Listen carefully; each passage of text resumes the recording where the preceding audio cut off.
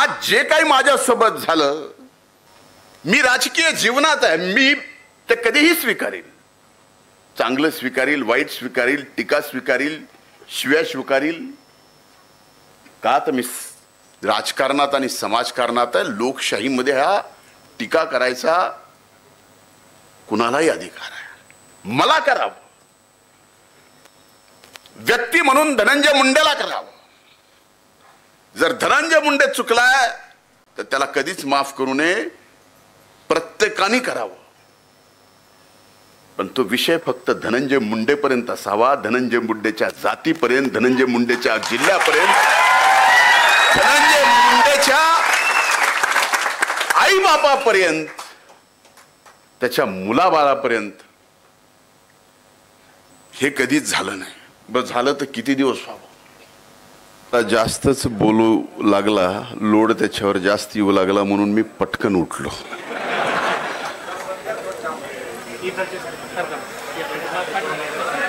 समस्त वंजारी समाज आणि महाराष्ट्र, जरा थांबा, इथंच दम निघत नाही, जरा थांबा. आत्ता तर गाडी स्टार्ट झाली. समस्त वंजारी समाज महाराष्ट्र राज्य आयोजित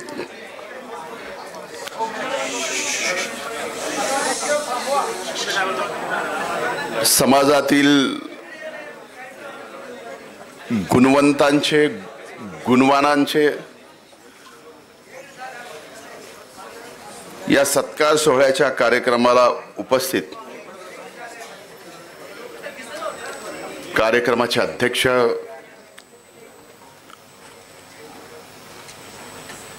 आदरणीय पद्मश्री डॉक्टर तात्यारावजी लहाने साहेब,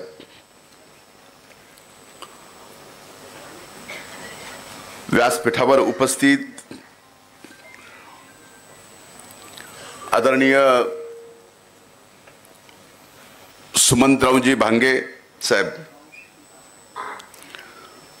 सन्माननीय दिलीपरावजी ढोले साहेब, सन्माननीय अविनाशजी ढाकणे, हरिभक्तपरायण पानेगावकर महाराज, हरिभक्तपरायण सानप आई साहेब,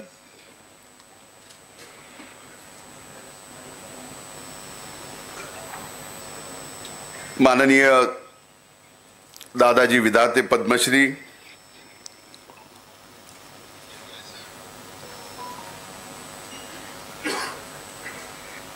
ज्यांनी आत्ताच आपली फीस काय आहे त्याच्या सहित भाषण केलं,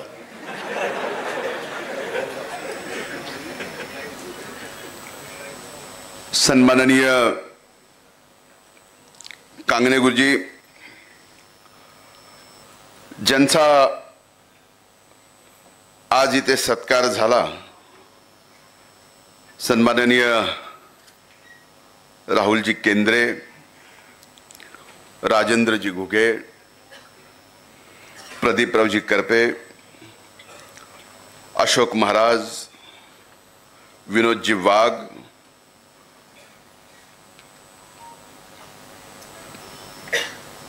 विजयजी लहाने, अरुण खरमाटे, फुलचंद्ररावजी चाटे, ज्यांनी आज कार्यक्रमाचं खऱ्या अर्थानं आयोजनाची जबाबदारी घेतली, ते डॉक्टर सन्माननीय अमोलजी गीते. आपल्या सर्वांना एकत्रित आणण्याचं ज्यांनी आव्हान पेललं आणि या कार्यक्रमाचं संचालन आणि भाषण दोन्हीही केलं,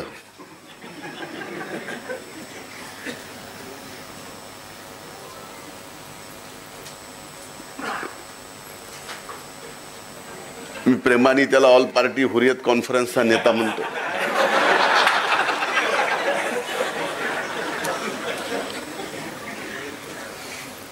सन्माननीय धनराजजी गुट्टे,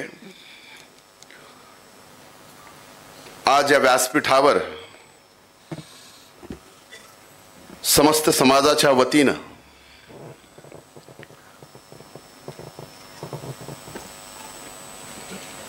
ज्यांचा गुणवंत आहेत म्हणून सत्कार झाला ते सर्व गुणवान, व्यासपीठावर ज्यांची मी नावं घेतली नाहीत त्यांची क्षमा मागून सन्माननीय व्यासपीठ,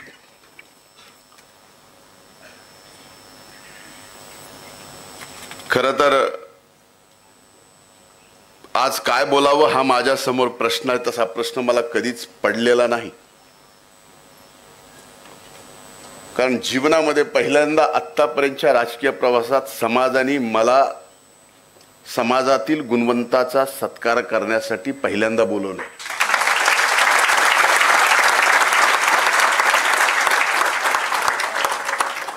संजय भाऊ इथं आहेत आणि आजच्या कार्यक्रमाला पंकजाताई पण येणार होत्या, पण त्यांनी म्हणले आता भाऊ चाललाय, मी मागं थांबते, तूच माझ्या वतीनं शुभेच्छा दे. ताईंच्या वतीनं सुद्धा आपल्या सर्वांना मी शुभेच्छा देतो. इतक्या दिवस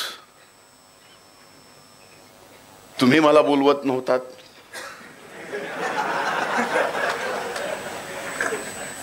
म्हणून मला येता येत नव्हतं.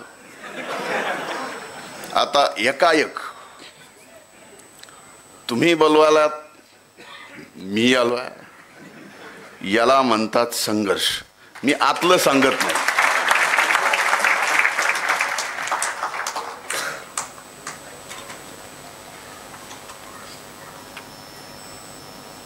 संघर्ष काय असतो? जीवनातला संघर्ष डोळ्यासमोर मी स्वर्गीय मुंडे साहेबांचा पाहिला. या समाजाचा पाहिला, अनेक समाजाचा पाहिला. आणि इथून ज्यावेळेस मी सिंहावलोकन करतो स्वतःच, तो जीवनाचा प्रवास आठवल्यानंतर आत्ता सुद्धा माझ्या अंगावरती शहारे येतात.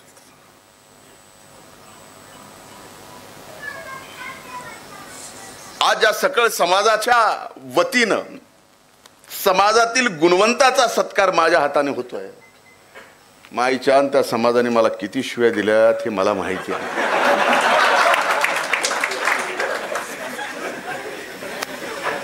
खरंय ना, मला खोटं बोलायला जमलं नाही. मी जे बोलतो इथं इथं आणि इथलं सिंक्रोनाइज झाल्याशिवाय मुखातून बाहेर पडतच नाही. त्यावेळेसची परिस्थिती, त्यावेळेसची ती भावना होती, ती भावना तुमची होती, पण संघर्ष माझा होता. त्या परिस्थितीतून आजच्या परिस्थितीमध्ये जो बदल घडलाय याला संघर्षाचा विजय म्हणतात. कांगणे सर, आपण व्याख्याते आहात, वक्ते आहात. व्याख्याते वक्ते असल्यामुळं हा संघर्ष आहे ना. काल शिव्या देणारा आज ज्यावेळेस आपल्या हातून सत्कार करतो त्यावेळेस खरा चमत्कार असतो आणि त्याच्या पाठीमागे नियती असते. का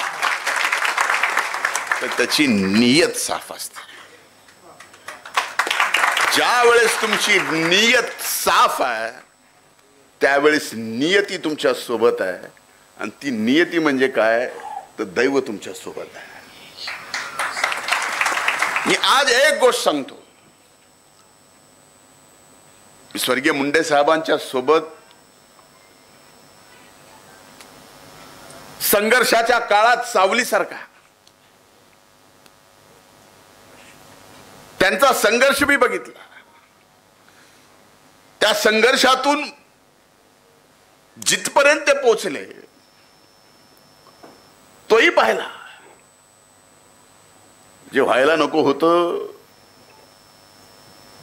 आईसाहेब आपण म्हणलात ते झालं. पण कधी कधी वाटतं की साहेबांची सुद्धा एवढी दूरदृष्टी होती की त्यावेळेस मला जर बाजूला केलं नसतं ते एका मंत्रिमंडळात बहीण आणि भाऊ मंत्री झाले नसते.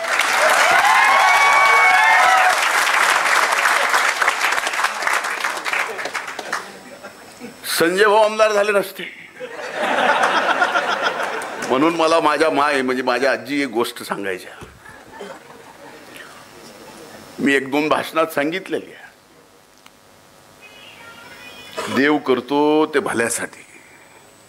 ती गोष्ट सांगणार नाही, पाहिजेच असेल तर कुठलं तरी एखादं भाषण आहे त्यात आहे पाहिजे, पण देव करतो ते भल्यासाठी. आज जे काही माझ्यासोबत झालं, मी राजकीय जीवनात आहे, मी ते कधीही स्वीकारेल. चांगलं स्वीकारेल, वाईट स्वीकारेल, टीका स्वीकारेल, शिव्या स्वीकारेल. का तर मी राजकारणात आणि समाजकारणात आहे. लोकशाहीमध्ये हा टीका करायचा कुणालाही अधिकार आहे. मला करावं, व्यक्ती म्हणून धनंजय मुंडेला करावं. जर धनंजय मुंडे चुकलाय तर त्याला कधीच माफ करू नये, प्रत्येकाने करावं. पण तो विषय फक्त धनंजय मुंडेपर्यंत असावा, धनंजय मुंडेच्या जातीपर्यंत, धनंजय मुंडेच्या जिल्ह्यापर्यंत, धनंजय मुंडेच्या आई बापापर्यंत, त्याच्या मुलाबाळापर्यंत हे कधीच झालं नाही. बस झालं तर किती दिवस व्हावं.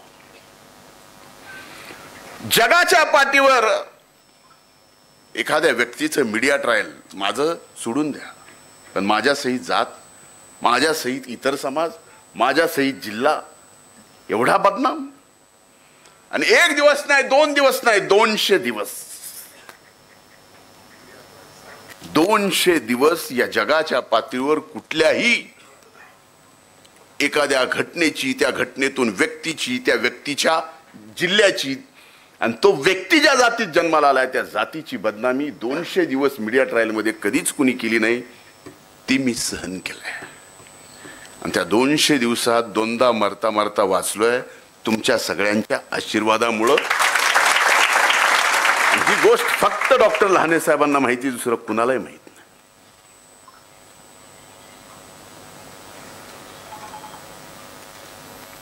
स्वर्गीय मुंडे साहेबांनी मला, माझ्या वडिलांनी कधी जात पात धर्म याच्यावर राजकारण करण्याचं सांगितलेलं नाही.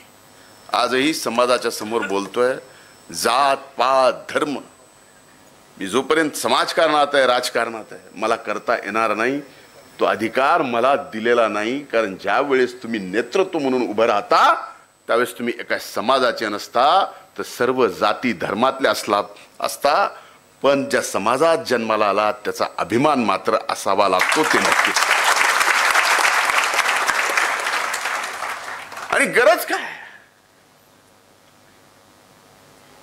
एक फोन लावला की काम होतो. पूर्वी लावावं लागायचा, बोलवावं लागायचं. इथं बरेच जण आलेत, सर्व क्षेत्रातले आलेत, प्रत्येक ठिकाणी अडीअडचणी येते. आणि त्या अडीअडचणीच्या काळात ज्याला अडचण येते त्याला त्यावेळेस धनंजय मुंडेचा फोन नंबर आठवतो. याच्यासारखं देवानी मला तरी काय द्यावं, असल्या मंत्रिपदाला ह्याला काय चाटायचं. अडचणीच्या काळात देव आठवतो, त्याच्या अगोदर आपल्यासारखं आठवतोय, हे साधं नाही. ह्या सगळ्या परिस्थितीत आज आपल्या समोर मला एवढंच सांगायचं आहे की हो, या समाजातून अनेक मान्यवर नेते झाले, वेगवेगळ्या पक्षात झाले, वेगवेगळी विचारधारा होती. ती भविष्यातही असावी नसावी ज्यांनी त्यांनी ठरवावं, त्याच्यासाठी माझा कुठलाही आग्रह नाही. कारण आपण कधीही संकुचित मनानं आपल्या सगळ्यांनी काम केलेलं नाही. नाही तर उद्या, आजकाल असं चाललंय, वाईट वाटतं माझ्यासारख्याला, की प्रत्येक महापुरुष जो ज्या जातीत जन्माला आला तो महापुरुष त्या जातीतच आपण बांधून ठेवला, त्याच्या बाहेर जाऊ दिलं नाही. आपल्या जातीचा इतिहास 160च्या स्पीडनं समृद्धीवर धर्मराजने सांगितला. मला वाटत होतं जरा हळू स्पीडनं सांगावं, पण स्पीड त्याची जास्तच आहे. लहानपणापासून त्याला मिशा न फुटताना सुद्धा राजकारण करताना मी पाहिलंय, म्हणून मला अधिकार आहे. बरोबर.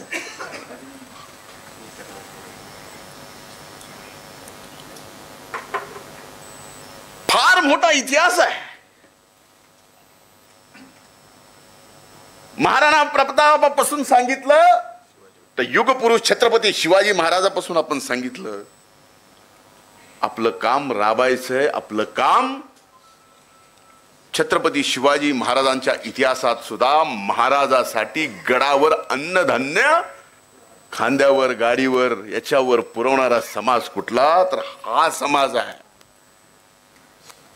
त्या काळातही रयतेच्या राज्यात, ज्याला आपण स्वराज्य म्हणतो छत्रपती शिवाजी महाराजाचं, त्या काळातही या समाजाला सन्मान होता. पण आज का म्हणून कुणी या समाजाला सन्मानहीन करावं, याचं मात्र मला दुःख होतं. म्हणून आज मी या व्यासपीठावर आहे. अरे दोष एका व्यक्तीचा असेल त्याला द्या, त्याला फाशी द्या, पण त्या आधारावर सगळ्या समाजाला दोषी ठरवणं इंग्रजाच्या काळात होतं. सुशीलाताई, इतिहास तुम्ही बराच VP सिंगांच्या अगोदरपासून सांगितला, गांधीजींचं, आंबेडकर साहेबांचं आपण सांगितलं.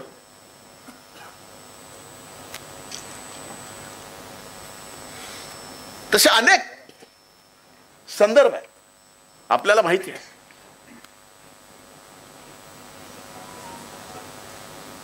पण आज हे सांगत असताना मी आपल्याला एवढंच सांगतो, मी या 200 दिवसात काय शिकलो, तर कधी बोलायचं आणि कधी न बोलायचं हे आपल्याला कळालं पाहिजे.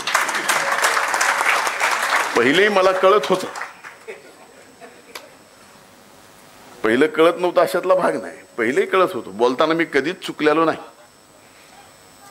कुठला चॅनलवाला बोलताना धनंजय मुंडेची जीभ घसरली, हा मधल्या काळात अर्धांग वायुनाने घसरली ती वेगळी, भाषणात घसरली असं इतिहासात माझ्या कधीच नाही. आज आपण इथं उपस्थित सर्वजण जवळजवळ सदन आहेत. आपल्यापैकी इथं आलेल्या 90% माणूस इन्कम टॅक्स भरणार आहे, 10% नाही. मान्य करता?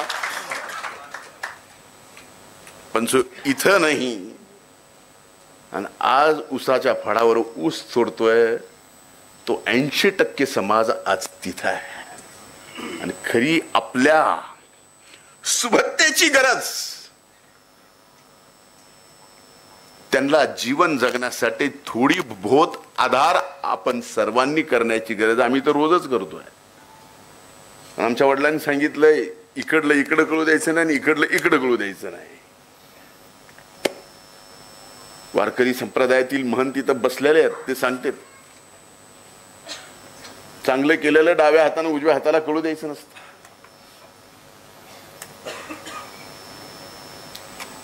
तुम्ही कळू देऊ नका, हेच माझं सांगणं आहे. पण द्या, ही मदत करावी लागेल. हो, आज मी जबाबदारी स्वीकारतो. अनेक जणांनी मला यापूर्वी सांगितलं, पुण्यामध्ये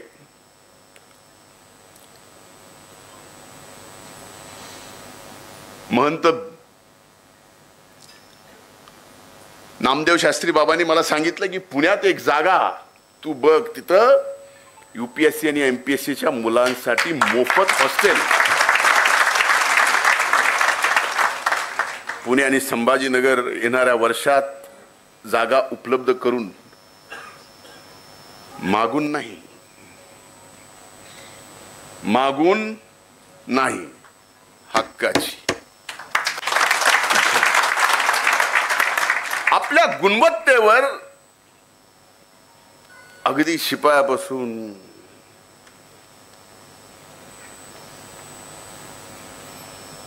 आता बघा योगायोग कसा असतो. म्हणजे मी मंत्री,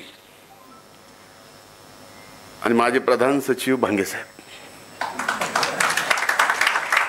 मला उदाहरण द्यायचं आहे. अनेक माध्यम इथं आहेत. ताई तुम्ही बोललात, पण ज्या वेळेस कुंडींचा GR काढायचा होता मी त्या समर्थनात होतो. भांगे साहेब ते GR ड्राफ्ट करत होते. मराठा समाजाला जास्तीत जास्त आरक्षण मिळावं याचा ड्राफ्ट, आज अभिमान वाटतो सांगायला, सचिव म्हणून भांगे साहेबांनी केला. आणि त्या समितीचे तुम्ही अध्यक्ष सुद्धा होतात भांगे साहेब.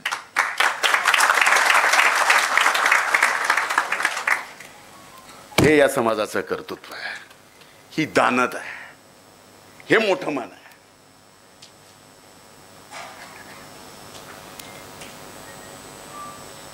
पण आज ह्या सगळ्या परिस्थितीत आपल्याकडे असं आपल्याकडे तसं बघितलं जातं, बोललं जातं. बोलू द्या, काय खा, तर अशा परिस्थितीत फक्त दम खा.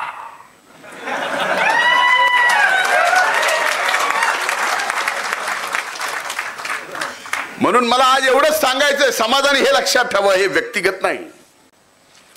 आज तर शेरोशायरी कुणी केली मला आठवत नाही, पण समाजाला मला एवढंच सांगायचं आहे,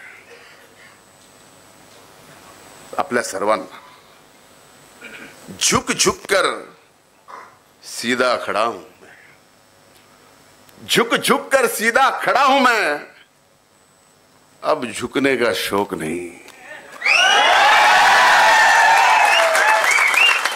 झुक झुक कर खड़ा हुआ हूं मैं, अब झुकने का शौक नहीं, अपने ही हाथों से स्वयं बना.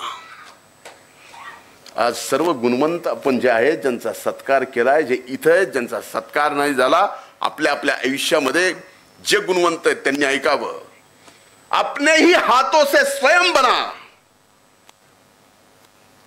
अब तुमसे मिटने का खौफ नहीं.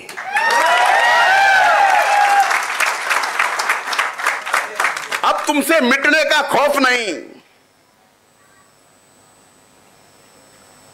तुम हालातों की भट्टी में जब जब मुझे डालोगे, तुम हालातों की भट्टी में तुम जब जब मुझे झोंकोगे, तब तब कर कर सोना ही निखरूंगा मैं. तापून तापून आपण सोनच होणार आहे, त्याच्यामुळे काळजी करायची. पण एक आपण वंचित मधले किंचित आहोत, कळलं? आणि वंचित मधले किंचित असून एवढ्या एवढ्या मोठ्या मोठ्या पदावर जाताना बऱ्याच जणाला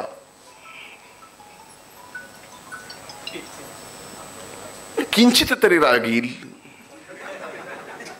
तो येणारच, त्यामुळे त्रास होणारच. म्हणून कुणी बिंदू नामवली काढायची, म्हणून कुणी आमच्या गुणवत्तेवर, आम्ही मिळवलेल्या नोकरीवर बोट दाखवायचं, हे आम्ही आता सहन करणार नाही. त्याच्यानंतरचं एक उदाहरण आहे, एका पोलीस भरतीमध्ये ओपनच्या जाग्यावर 133 पोरं या समाजातले लागले. ही गुणवत्ता ओपनच्या जागा ना, ओपनच्या मेरिटवर, हे मेरिट आहे. आता हे मेरिट जन्मजातच आहे, रक्तातच आहे, जेनेटिकलीच आहे. तर आता ह्या मेरिटला कोण कसं मारणार आहे, कसं संपवणार आहे? हे संपणार नाही. अरे राजकारणात तरी याचा नात्याचा, त्याचा नात्याचा, त्याचा नात्याचा आधार लागतो, त्यावेळेस राजकारणामध्ये माणूस मोठा होतो. पण आज आपण ज्यांचा गुणवंत म्हणून सत्कार केलाय, त्यांना त्यांच्या आई वडिलांचा आशीर्वाद असेल, दुसरा आधार नसेल, भगवंताची कृपा असेल, त्यांनी त्यांच्या स्वतःच्या ताकदीवर हे करून दाखवलं. ही त्यांची गुणवत्ता आहे. आपला कुणीही दोष करू द्या, तो दोष आपल्यात नाही, दोष करणाऱ्यात आहे. पण आपण मात्र कुणाचाही द्वेष करायचा नाही, ही हात जोडून कळकळीची आपल्याला विनंती आहे. रक्त गरम है,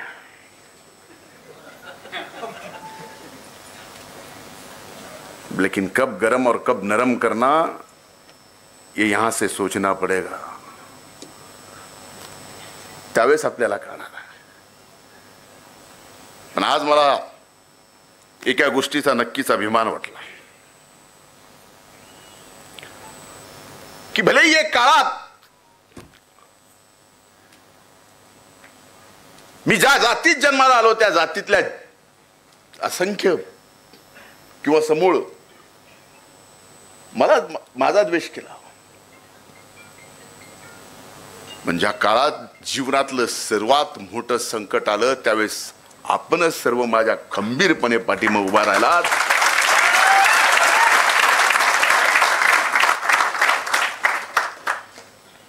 हा तुमचा माझा संघर्षाचा विजय तो अभी बाकी है.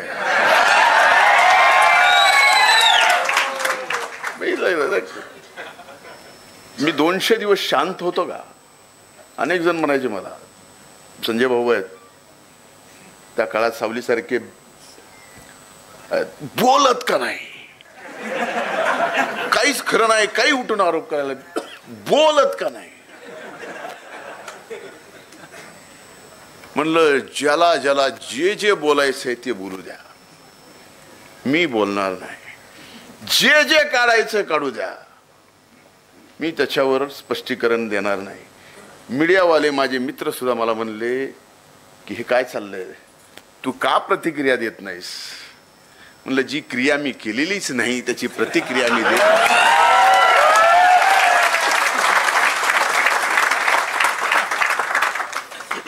का द्यावी. एक काढलं, 2 काढलं, 3 काढलं, सगळं काढलं, काहीच राहिलं नाही शिल्लक. आता काय बोलावं तरी ह्याच्यावर काय, सगळं काढलं.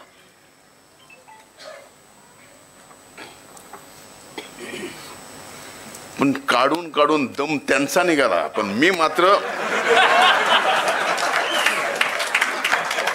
हे सगळं का काढलं. कारण मी एका प्रतिक्रियेचं जर एक उत्तर दिलं असतं तर त्या उत्तरातून 1000 प्रश्न अनेकांना विचारायला झाली असती. म्हणून मी बोललो नाही, संयम ठेवला.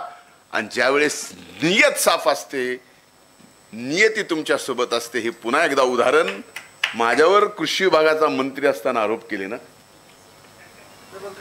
मी ह्याव केलं, मी त्याव केलं, मी डबल, मी अरे मी नाही, गप होतो. नियतीनं, न्याय व्यवस्थेनं न्याय दिला. आणि ज्यांनी कटकारस्थान माझ्या विरोधात केलं त्याच्या विरोधातच लाख रुपये दंड. सत्य परेशान हो सकता है, पराजित नहीं.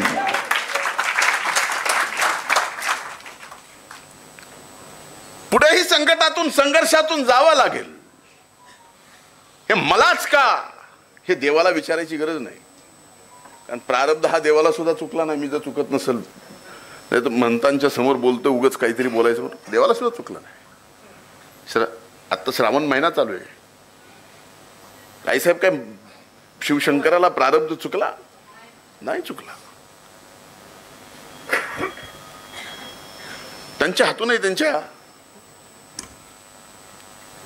गणपतीचं म्हणून गज बसवावं लागलं. म्हणून गजानन म्हणतो का हा प्रारब्ध नाही. म्हणून संघर्षात काय करायचं तर संयम ठेवायचा, संघर्ष करत राहायचा. संघर्ष आपला कायम आहे. आखिरी में जीत अपनी है. एक दिवस येईल, एक दिवस येईल नक्कीच की त्या दिवशी तुम्हा सगळ्यांना सर्व समाजातून छाती फुगवून सन्मानानंच आज द्वेष करतात. सन्मानानंच, महासन्मानानं तुम्हाला बोललं पाहिजे. एवढं चांगलं काम आपल्याला सगळ्याला मिळून करायचंय. ते द्वेष कुणाचा करून नाही, तर आपल्यातला चांगलेपणा देऊ दुसऱ्याला. कुणाच्यात कमी झाला असेल तर त्यांची लेवल वाढवावं लागेल.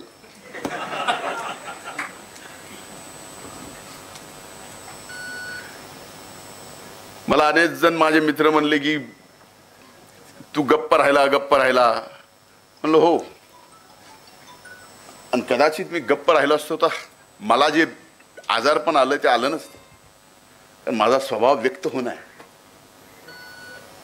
माझा स्वभाव जर व्यक्त होणं आहे, मी जर अव्यक्त झालो, 200 दिवस काहीच बोलत नाही, फक्त माझ्या विरोधात जे जे चाललंय, जे शिव्या शाप देत आहेत, घरादाराला देत आहेत, जातीला देत आहेत, जिल्ह्याला देत आहेत, मातीला देत आहेत, माझ्या परडीला देत, सगळ्याला गुमान सहन केलं, बोललो नाही म्हणून हे झालं. जर बोललो असतो तर हे झालं नसतं. त्या काळात आता संजय भाऊनी त्यांच्या मोबाईलवरून सांगितलं, म्हणजे त्या काळामध्ये मला 1-2 ओळी गुलजार साहेबांच्या आठवल्या कि नए सफर में खामोशी को अपनाया मैंने, नए सफर में खामोशी को अपनाया मैंने, क्योंकि बिना गलती के बहुत कुछ सुना है मैंने.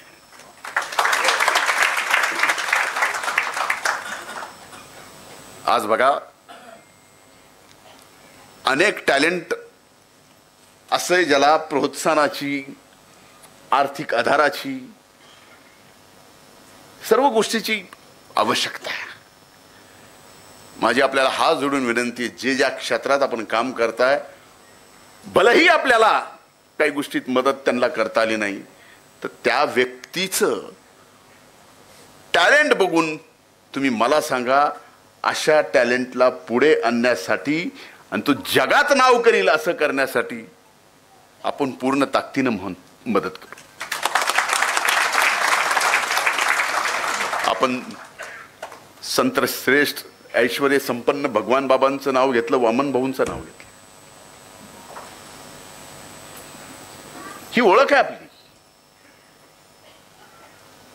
पण ह्या ओळखीसाठी आपण काय करतो तर आपल्याला माहित नाही. भगवान गडावर MPSC आणि UPSC जसं आपण अनेक जण करतात तसं तिथं सुद्धा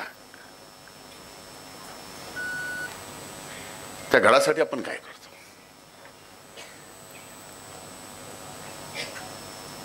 आपण शांत आहात. आजही तो गड, त्याचं महत्व, त्याचं ऐश्वर्य, तो असेल घेण्यात गड असेल, हे ऊस तोड मजुराच्या मनगटाच्या ताकदीवर त्यांनी जे कमवलंय त्याच्या रुपयातून उभा आहे. तुमच्या माझ्यात नाही. आहे का? लागलं असेल तुम्हाला, पण खरं आहे का नाही?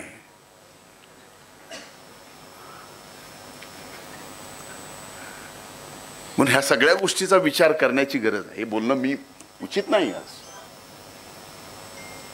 अनेक जण आहेत जे ह्या सगळ्या गोष्टीत उभं करतात. धनराजला मी बऱ्याचदा ह्याला सांगत होतो, आज सूट बूट मध्ये आला म्हणून जरा थोडस मिशा नव्हत्या, त्याला आज दाढीला डाय करावं लागते. हा प्रवास धनराज तुझा आणि माझा लहान नाही. आज पुढे आलास, पुढाकार घेऊन हे सगळं केलंस. आज ना उद्या ह्याच्याने धनू कधीच पुढे जाणार नाही. मायच्यान सांगतो, संकट कशी येतात. मी बालगंधर्वला विधानसभेच्या निवडणुकीत सगळ्या विद्यार्थ्यांच्या सोबत संवाद करायला उठलो. मी भाषणाला उठलो की एक घोषणा आली. DM बोलता लागली वाट, बहुत बड़ा हो रहा है क्या, बहुत खुलता है क्या. आणि त्याच दिवशी म्हणलं की ही घोषणा मला नीट करण्यासाठी का नीटकी करण्यासाठी आज कळालं. त्या दिवशी बोललेलो. अरे ह्या वाणीवर सुद्धा आणि माझ्यावर सुद्धा कांगणे साहेब सरस्वती मातेचीच कृपा आहे. आपला आणि लक्ष्मीचा संबंध तसा सहजासहजी नाही. जे आहे ते लोकांचं आहे, आपलं काहीच नाही. आपल्या घरावर तुळशी पात्र ठेवून चाललंय सगळं. जीवन पथ पर जो भी मिले ये भी सही वो भी सही असं म्हणल्यासारखं आहे. कराडताई आल्यात आमच्या डॉक्टर, त्यांना माहिती आहे, आपल्यापैकी अनेक जणांना माहित असेल. पण हा कार्यक्रम भलेही मी असो नसो, भलेही आपल्याला मला बोलवा वाटत असेल नसेल, पण हा कार्यक्रम अखंडित ठेवा.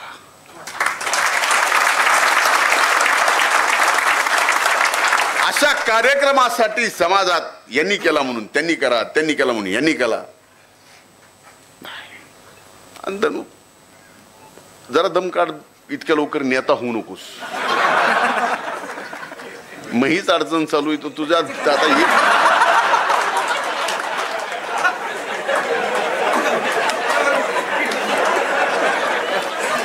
पहिले कमी आहेत का? अरे पहिले ज्या झालीत म्हणून ही अडचण आहे.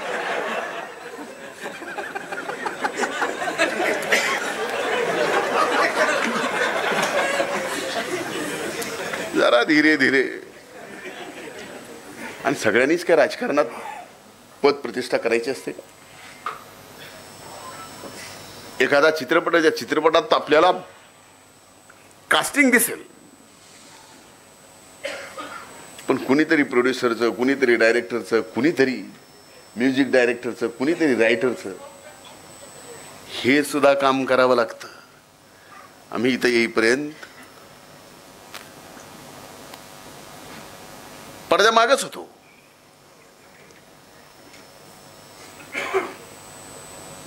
जिल्हा परिषदेचा उपाध्यक्ष होईपर्यंत कधीच साहेबांच्या स्टेजवर मी नसायचो. जिल्हा परिषदेचे अध्यक्ष आमचे अण्णा होईपर्यंत अण्णा आमचे कधीच स्वर्गीय मुंडे साहेबांच्या स्टेजवर नसायचे. मनवेदादा इथं माझ्या वडिलांसोबत सावलीसारखे राहिलेले आहेत, त्यांना माहिती आहे. हे रोल सुद्धा प्ले करावे लागतात. प्रत्येकाने जर समजलं की आपण हेच व्हायचं होत, तेव्हा ह्या सगळ्या रोलमध्ये आपल्याला आता कसं आपण सगळ्यांनी अधिकाऱ्यांचा, म्हणजे आज इथं टॅक्सी पण आहे, पायलट पण आहे. साधं उदाहरण आहे का? टॅक्सी चालक आणि विमान चालक पण आहे, सगळं आहे. आणि मध्ये ह्या सगळ्या रोल वेगवेगळे प्ले करावे लागतात. पण हे करत असताना आपण एकमेकाला भांडून जमणार नाही. आता मी किती भांडणं मिटविलेत काय सांगायचं. तर माझं संजय भाऊचंच नगदी भांडण होतं. स्वर्गीय मुंडे साहेबांची आणि दोन साहेबांची दोनदा लढत झाली. एकदा मुंडे साहेब पडले, पुन्हा बाप्पा पडले. माझी 2002ला माझी संजय भाऊचीच लढत बट्टी वडगाव मध्ये. एकदा नाही दोनदा, 2002ला 2007ला. पण शब्द दिला, माझी राहिलेली आमदारकी मी जर आमदार झालो तर संजय भाऊ तुम्हाला. हे सुद्धा पाहिजे द्यायचं. नाही तर आपल्यात काय, आपण मोठे झालो की आपल्याला वाटते ह्याला हे जरा कॉम्पिटिशन मध्ये यायला, ह्याला तसं माझ्याकडे नाही बिलकुल. जे जे मोठं होईल कर्तृत्वानी त्यांनी मोठं कर्तृत्वानी व्हायला पाहिजे. तुम्हाला मोठी अडचण होती ताई का भाऊ?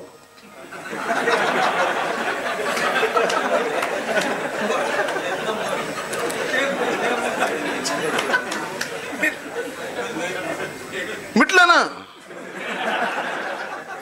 महायुतीत नंतर पण घरात अगोदरच का ह्या सगळ्या गोष्टी आपल्यात सुद्धा. म्हणजे मला तर काय सांगायचं, कसले कसले फोन येतात आपल्यातलेच. 2 भावाचे भांडणं फोन येणार. आता मी म्हणलं अरे घरातलं भांडण आहे, तुम्ही नाही का केलं म्हणते ते, लावा पोलीस स्टेशनला फोन. काय बोला भावाच्या भांडणात म्हणतो पोलीस स्टेशनला फोन लावा मला सांगा. अरे म्हणलं भावाचं घरीच मिटू नाही म्हणले, तुम्ही मिटवलं नाही का, माझ्यासाठी फोन करावं लागतं. तुमचे बी चालले ना. आता नका. हात जोडून कळकळीची विनंती. एक सांगतो, संघर्षाच्या काळात आपण माझ्या डोक्यावर हात ठेवून आशीर्वाद ठेवले. हे आशीर्वाद माझ्या आयुष्याची, माझ्या स्वतःच्या अंगाची कातड्याची जोडी करून जरी आपल्याला घातली तर ते फिटू शकत नाही, त्याची मला जाणीव आहे. त्यामुळे कायम राहील. खूप खूप धन्यवाद. जय हिंद, जय महाराष्ट्र.